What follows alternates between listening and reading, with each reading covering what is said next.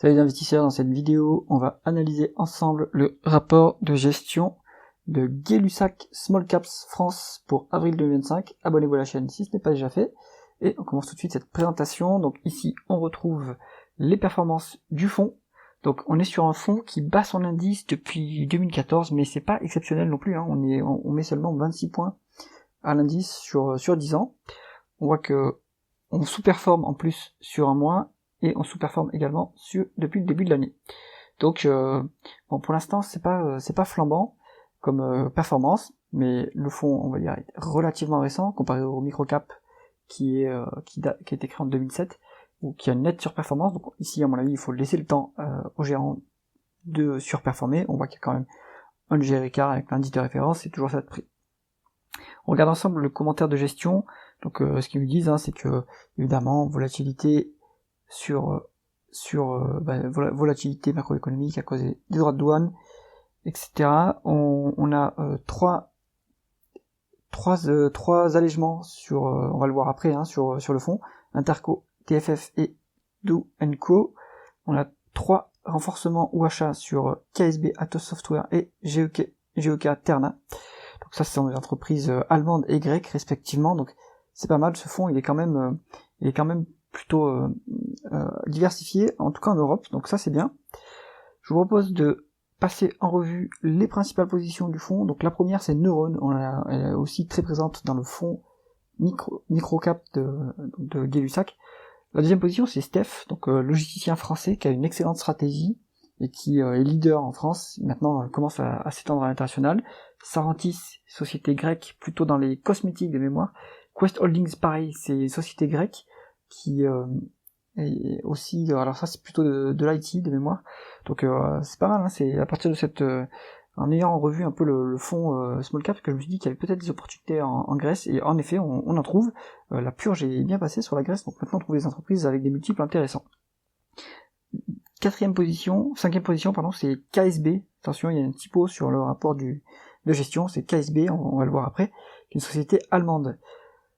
Voilà, d'ailleurs on le voit ici, 3 achats, KSB, Atos et GEK Terna, et les ventes Interco, TFF, Do & Co. Alors, je vous propose de passer directement sur le tableau, la watchlist, où on va regarder ensemble les métriques de ces différents titres. Donc on va commencer par les principales positions du fonds, et je vous présente tout de suite les différentes colonnes. On a le symbole de cotation de l'entreprise, le nom de l'entreprise, son industrie, l'industrie dans laquelle elle opère, la market cap en dollars, puisqu'on n'a pas en euros ici.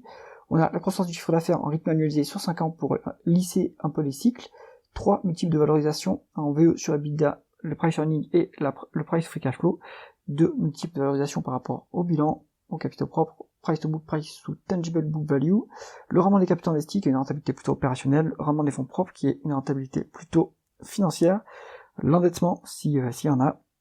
Le rendement du dividende s'il y en a également. Le rendement de l'actionnaire si il y a des éventuels rachats d'actions ou les dilutions, les free cash flow par rapport au bénéfice net et le payout ratio pour vérifier que le payout ratio est bien ce qu'il est, c'est-à-dire qu'on paye le dividende avec les free cash flow, mais le payout ratio se calcule par rapport au bénéfice net. Donc il faut qu'il y ait une équivalence, sinon il faut voir si le dividende est soutenable. Alors on va commencer par les principales positions du fonds. Donc là j'ai trié, c'est pas par capitalisation, par répartition dans le portefeuille, c'est par capitalisation boursière que j'ai trié les fonds. Les entreprises. Donc la première, ça va être en market cap, ça va être Steph, donc leader français de la logistique. On est sur 1,6 milliard de market cap, c'est quand même une grosse small cap maintenant, même c'est une mid cap largement. On est sur 7% de croissance du chiffre d'affaires en rythme annualisé sur 5 ans, c'est tout à fait bon. Donc Steph, ils font aussi la croissance aussi bien organique qu'externe pour consolider leur part de marché. Ils sont clairement leaders en France. Maintenant, ils cherchent à s'étendre à l'international. En multiple, on n'est pas cher, on est en 8,2 en valeur d'entreprise sur EBITDA. On n'a pas le PE qui est calculé, mais on peut le faire de tête rapidement. On est à 150 millions et 1 milliard 580 de market cap, donc on est sur un PER de 10 à peu près, donc c'est pas très cher payé. Donc les multiples sont clairement value pour Steph, alors qu'on a une bonne croissance. C'est pas indiqué ici, mais si vous allez voir un peu les actifs de Steph, ils ont beaucoup d'immobilier et c'est pas au bilan, en fait, c'est pas la valeur actuelle dans le bilan, c'est la valeur historique. Donc en fait, il y a des actifs cachés en plus dans le bilan de Steph à aller creuser, et ça apporte une marge de sécurité supplémentaire, c'est pas mal. Un rendement des capitaux investis à 7%, donc ça reste correct, hein, convenable. On a un rendement du dividende à 3,5%, ce qui est pas mal. Pas d'infos sur le rendement de l'actionnaire, on est cash net hein, d'ailleurs, et il n'y a pas d'infos sur le rendement de l'actionnaire, donc à voir s'il y a des rachats d'actions ou s'il y a la dilution sur Steph. Tout à fait intéressant. Là, on est en phase de monter les free cash flow. On a les free cash flow qui sont 3 fois plus élevés que les bénéfices nets. Donc, il faut aller voir pourquoi. Est-ce que on a eu une dépense, on a eu, du coup, une amélioration du BFR, ou est-ce qu'on a baissé les capex temporairement, à vérifier. Bon, ce que je vois ici, ça, c'est quand même intéressant hein, pour Steph. C'est une position qui est depuis longtemps dans le fond et franchement, c'est très qualitatif. Ensuite, KSB, donc société allemande, on est sur alors machinerie, donc plutôt des productions de machines. On est sur 1,4 milliard de market cap, 4,3% de croissance en rythme annualisé sur 5 ans, donc ça c'est un peu faible, c'est une croissance plutôt lente, mais ça veut pas dire que c'est un mauvais dossier. Hein. On est à 3,8 en VE sur EBITDA, donc ça c'est pas très cher, 11,5 en PE et 12,2 en price free cash flow. Donc on est value hein, sur la VE sur EBITDA. Ensuite, il faut voir pourquoi est-ce que les multiples de PE et de price free cash flow sont aussi élevés par rapport à la VE sur EBITDA. Peut-être que on a des dépenses exceptionnelles, peut-être qu'on a les free cash flow qui sont potentiellement temporairement bas, donc ça c'est à vérifier. Je pense que ça reste un dossier value hein, quand même à ce niveau-là. On a un rendement des capitaux investis qui est à 11%, c'est tout à fait correct. Un rendement du dividende, alors il n'y a pas de dette, donc cash net, ça c'est bien, c'est défensif comme bilan. 3,7% de rendement du dividende, excellent. Enfin, plutôt bon, on va dire. 3,4% de rendement d'actionnaire, dommage, il y a un peu de dilution, mais rien de très grave à ce niveau. On a un payout ratio de 39%, avec des free cash flow plus élevés que les bénéfices nets, donc le dividende est archi sécurisé à ce niveau, il pourrait même augmenter. Donc KSB, je pense que c'est intéressant à aller creuser à ce niveau, hein, ça a l'air d'être un bon petit dossier value, hein, multiple value et petite croissance qui est faible mais qui a le mérite d'exister avec un dividende. Donc c'est pas mal. Neuron, donc l'ESN qui, on va dire, s'en sort le mieux dans cette période un peu compliquée pour les ESN. Il y a qu'à voir Sopra Steria, Capgemini, OB dans une moindre mesure. Donc Neuron, c'est 1,250 milliard de market cap, donc c'est une mid-cap hein, maintenant. Belle ESN, quasiment 10% de croissance en rythme annualisé à 5 ans. Il y a de la croissance externe également chez Neuron, hein, ils font des acquisitions. Les multiples, ils sont plus des multiples value. Hein. Là, on est à 12 en VE sur EBITDA. En price earning, on est à plus de 20, hein, donc presque 25. Entre 20 et 25, c'est donc des PE de sociétés de croissance. 2,8% de rendement du dividende, c'est correct, on n'a pas l'info du payout ratio, donc à vérifier spécifiquement, mais Neuron, c'est un dossier qui est quand même qualitatif, et qui a aussi une prime spéculative, parce que le dirigeant est un peu âgé, donc il pourrait être tenté de céder l'entreprise. Donc Neuron, bon petit dossier de croissance. Ensuite, Sarantis, donc personal care product, c'est plutôt des cosmétiques. On est sur une société grecque, une small cap à 867 millions de market cap, 10% de croissance en rythme annualisé sur 5 ans, donc ça c'est plutôt bon, à voir s'il y a de la croissance externe aussi. On est sur 10,6 en VE sur EBITDA, 18,4 en PE et 19 quasiment en price free cash flow, donc ça se paye un peu cher, hein, ça se paye à des niveaux société de croissance. On est sur un rendement des capitaux investis à 10,8%, ce qui est tout à fait bon. 0,4 fois la dette nette sur EBITDA, donc on n'est pas très endetté sur ce dossier, ce qui est bien. 2,4% de rendement du dividende avec 3,7% de rendement de l'actionnaire, donc en plus il y a des rachats d'actions.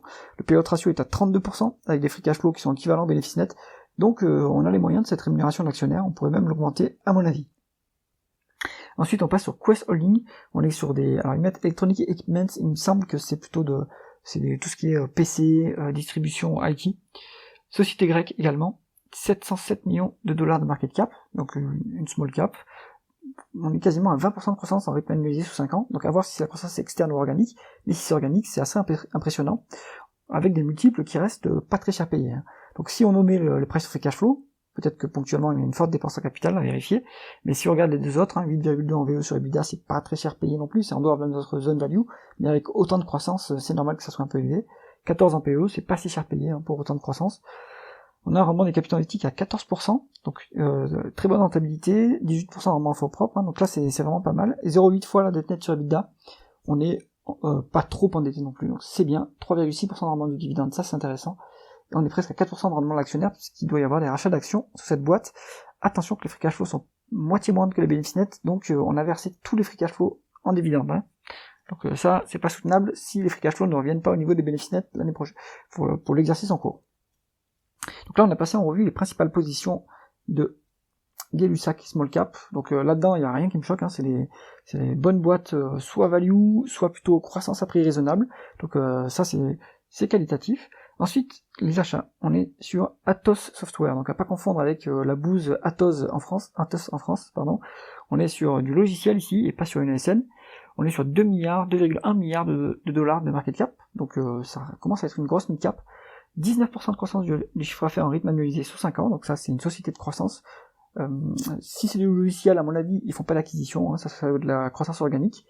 On est sur 28,5 en VE sur EBITDA, là ça commence à être cher payé, 45 en PE, 35 en price of cash flow, ça c'est définitivement trop cher, même pour un fonds small cap, je pense que c'est quand même... Donc oui, il y a une forte croissance, mais c'est cher payé, hein. Ça m'étonne qu'il y ait ce genre de dossier dans les fonds Gay-Lussac où ils sont plutôt conservateurs sur le multiple, hein. Ici c'est cher payé quand même. Après on a un rendement des capitaux investis qui est à 57,4, donc ça c'est des rentabilités à l'américaine, hein. C'est impressionnant. On est cash net sur ce dossier, 1,75% de rendement du dividende, mais ça c'est à mon avis surtout dû au fait qu'on se paye très cher sur le dossier. 1,3% de rendement de l'actionnaire, donc on a un peu de dilution, 59% de payout ratio, mais les free cash flow sont plus élevés que les bénéfices nets, donc on peut continuer à verser ce niveau de rendement de l'actionnaire, qui est pas très élevé. Bon, Atos, moi je pense que c'est trop cher, hein, ce prix-là, je vois pas pourquoi ils ont acheté ça.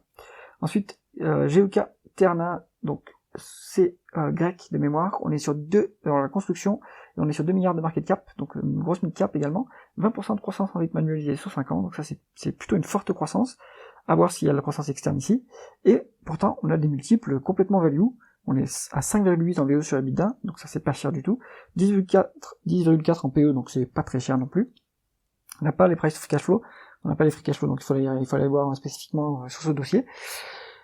12% de rendement des capitaux investis, c'est très bon. Attention qu'il y a un peu de dette, on a 2,2 fois la dette nette sur EBITDA. Ça c'est un peu élevé comme niveau d'endettement. Nous, notre limite elle est à 3. Là ça va faire un peu cher en intérêt pour la société. On a un rendement du dividende à 1,4%, ce qui est qui est un peu faible, hein. On n'a pas le payout ratio, donc il faudrait vérifier ça. Mais de ce que je vois ici, ça m'a l'air intéressant à creuser comme dossier, hein. Bonne croissance et multiples pas trop élevés avec une bonne rentabilité. Ça c'est sympa. Donc le dossier KSB, on l'a déjà vu au-dessus, on va pas se répéter, donc on va passer maintenant aux ventes. On est ensuite sur Do & Co, donc là ils disent que c'est du Commercial Services, société autrichienne, on est sur 1,6 milliard de market cap, donc une grosse mid cap, 16,5% de croissance du chiffre d'affaires en rythme annualisé sur 5 ans, ça c'est une croissance élevée, et pourtant on a un multiple de VE sur EBITDA qui est pas très élevé du tout, hein, 6,1 fois, ça c'est complètement value. On a 17,8 en PE et 17,3 en price to free cash flow. Donc ça c'est multiple par contre ils sont moins bons. Donc où est la vérité là-dedans? Il faudrait que l'entreprise arrive à mieux convertir son résultat opérationnel en free cash flow. Parce que là, dommage, on a un multiple élevé à cause de cette mauvaise conversion. On est sur 18% de rendement des capitaux investis, ça c'est très bon, on est cash net sur l'entreprise, donc pas de problème. Ils versent pas de dividendes par contre. Pourquoi? À vérifier, hein. Est-ce que ils n'aiment pas verser de dividendes? Est-ce que, je sais pas, la société a besoin de s'autofinancer? Bon, à vérifier, mais ce que je vois ici, c'est que ça a l'air d'être une bonne société de croissance, et ça mérite d'être creusé plus en détail.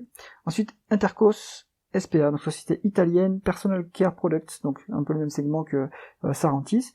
On est sur 1,3 milliard, 1,4 milliard même de market cap, donc c'est une grosse mid cap, 8,4% de croissance du chiffre d'affaires en rythme annualisé sur 5 ans, donc croissance assez élevée. On a 10,5 en VE sur EBITDA, ça c'est cher payé, 27 en PE, 23,8 en price of cash flow. Ça c'est des multiples un peu élevés, c'est pareil, hein, ça m'étonne voilà, c'est normal que du coup ils vendent, puisque les multiples me semblent élevés, c'est justifié si le parcours s'est bien passé, de prendre ses bénéfices sur cette société. Donc 8,6% de rendement des capitaux investis, ça c'est plutôt bon, correct on va dire, 0,7 fois dette nette sur EBITDA, pas trop élevé, donc on n'est pas trop endetté, et on a un rendement du dividende à 1,5 avec 1,4 en rendement d'actionnaire, donc il y a un peu de dilution. Et un payout ratio à 37%, avec des free cash flow plus élevés que les bénéfices nets, donc on a les moyens de cette rémunération de l'actionnaire. Bon, je comprends pourquoi ils ont vendu, hein. Ça commence à être cher payé, même si à mon avis ça me semble être un dossier assez qualitatif. TFF Group, donc là on est sur la fabrication de tonneaux pour tout ce qui est vin. on est sur 523 millions de dollars US de market cap, 12,4% de croissance en rythme annualisé sur 5 ans, ça c'est plutôt élevé comme croissance, 8,3 fois la VE sur EBITDA, c'est un peu cher payé, mais pas tant que ça, 12,1 fois le PE, donc ça c'est pareil, c'est multiple un peu de croissance, même si c'est pas très élevé au final.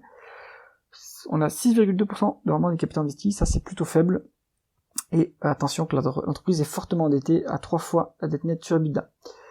2,7% de rendement du dividende, 2,75 en rendement d'actionnaire, et des free cash flow négatifs, c'est dommage, en fait c'est le stock. Donc le problème de cette société, c'est comme pour les spiritueux, c'est les stocks, du coup on a un BFR qui est assez énorme, et on est endetté, on s'endette, et en plus ça impacte les free cash flow.